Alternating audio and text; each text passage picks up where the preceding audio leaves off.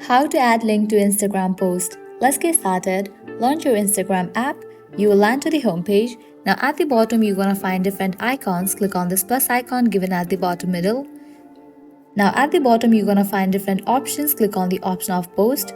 Once you set it to post, now head towards the picture that you want to add along with the link. Just select the pictures. Once you are done, click on next.